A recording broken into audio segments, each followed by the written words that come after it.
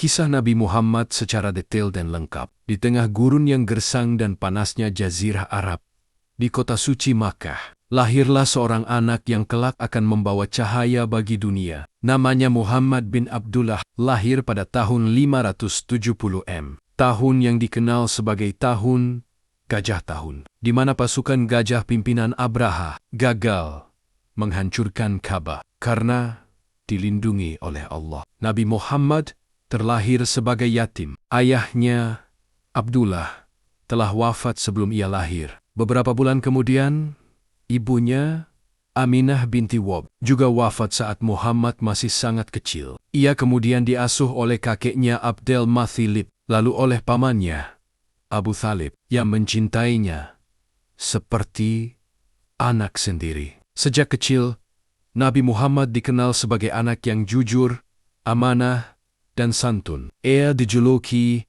Al-Amin, yang artinya yang dapat dipercaya.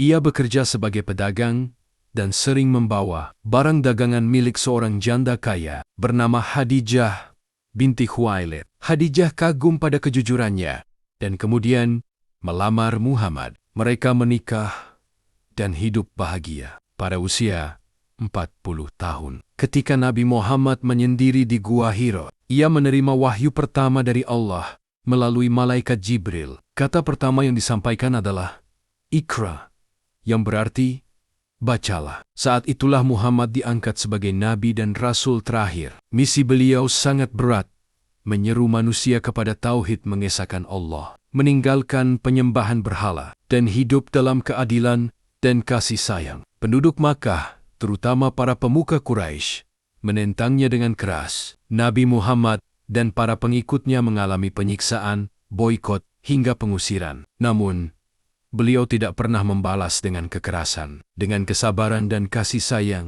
Islam menyebar secara perlahan. Setelah lebih dari 13 tahun berdakwah di Makkah, beliau dan para sahabatnya hijrah ke Madinah. Tempat mereka disambut dengan hangat oleh kaum Ansyar. Di Madinah, Nabi Muhammad membangun masyarakat yang damai dan berlandaskan keadilan. Di sana, ia menjadi pemimpin spiritual, politik, dan militer. Setelah beberapa tahun dan berbagai ujian, beliau kembali ke Makkah dalam peristiwa yang dikenal sebagai Fatu Makkah, penaklukan Makkah. Namun, alih-alih membalas dendam, beliau memaafkan seluruh penduduk Makkah yang dulu memusuhinya. Setelah menyempurnakan risalah Islam dan menyebarkannya ke seluruh Jazirah Arab, Nabi Muhammad wafat pada usia 63 tahun di Madinah. Umat Islam berduka, namun warisannya abadi. Beliau meninggalkan Al-Quran, Sunnah, dan teladan hidup yang sempurna